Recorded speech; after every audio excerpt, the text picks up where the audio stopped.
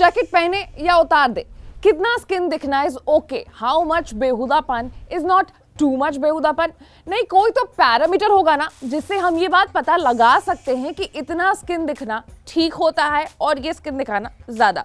और अब अगर हम एग्जाम्पल ले तो उर्फी जावेद सबसे बेस्ट एग्जाम्पल है। सलवार सूट वो पहनती है तो भी लोगों को दिक्कत होती है, और अगर वो सिक्कड़ लपेट के आ जाती है तो भी लोगों को दिक्कत होती है। तो what are the obscenity laws in India? कौन बताएगा कि हाउ मच बेहुदापन इज नॉट टू मच बेहुदापन? Hello and welcome to Uncut, मैं हूं आपके साथ Ashish Singh. Under the Indian Penal Code, Section 292, 293 and 294 deals with the offence of obscenity. Obscenity का मतलब होता है बेहुदापन।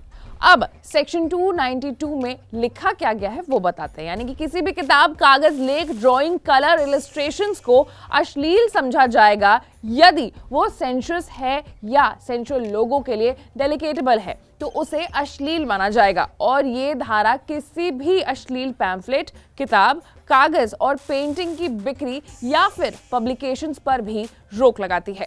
उसके बाद अगर बात करें सेक्शन 293 की, तो 20 साल से कम उम्र के किसी भी व्यक्ति को अश्लील चीजों के बिक्री या डिस्ट्रीब्यूशन या ऐसा करने की कोशिश करना भी अगर हम देख सके, अगर हमें मिले, तो वो भी क्रिमिनलाइज है। हालांकि ये अपराध जो है वो बेलेबल है।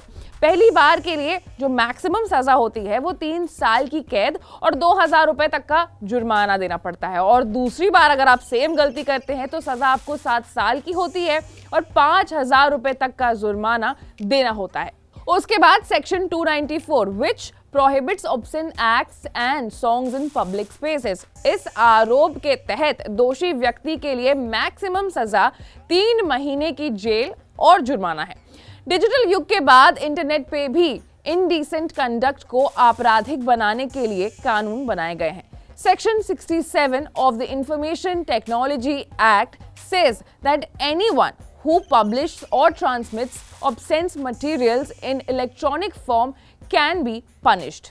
अब अगर देखा जाए तो उर्फी जावेद पर ये सारे के सारे केस जो हैं वो हो जाने चाहिए, क्योंकि वो हर तरफ से क्वालिफाई करती है। क्योंकि जिस तरीके से वो कपड़े पहनती है हमारे देश में, उससे ऑब्ससेनिटी यानी कि बेहुदापन कहते हैं। बहुत सारे लोग ये कहते हैं कि उर्फी जावेद इस तरीके का जो ड्रेसिंग अटायर है वो इसलिए पहनती ताकि उन्हें पब्लिसिटी मिले। अब देखा जाए तो उनका जीवन है, वो जो भी कुछ पहनना चाहती हैं वो पहन सकती हैं, हमें उससे क्या। अगर हमें पसंद नहीं आता है तो हमें आंख बंद कर लेना चाहिए। लेकिन बॉस ऐसा नहीं है, यहाँ लोगों को देखना भी है और टिप्पणी भी करनी है।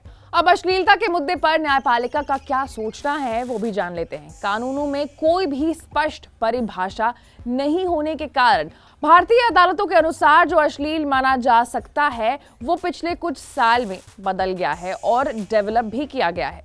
2014 तक न्यायपालिका हेकलिन्स टेस्ट करके देखती थी कि क्या अश्लील है और क्या अश्लील नहीं है। हेकलिन्स test was established in English law after the case of Regina versus Hecklin in 1868।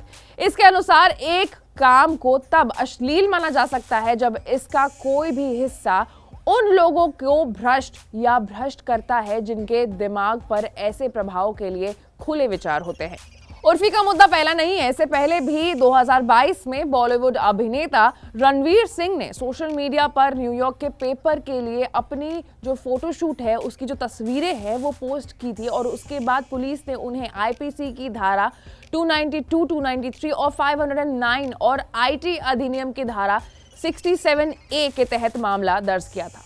उसके भी पहले मॉडल और एक्टर मिलिंद सोमन को गोवा पुलिस ने नवंबर 2021 में राज्य में एक समुद्र तट पर नग्न होकर अपनी एक तस्वीर अपलोड करने के लिए बुक किया था। तो कुल मिलाकर के बात इतनी सी है कि कहीं पर भी ये चीज स्पष्ट रूप से क्लियरली लिखा नहीं है कि कितना बेहुदापन इज टू मच ऑफ बेहुदापन। ऐसे तमाम बड़े खबरों से अपडेटेड रहने के लिए आपको अनकट को लाइक, सब्सक्राइब और शेयर करना होगा। मैं थी आपके साथ आशीष सिंह।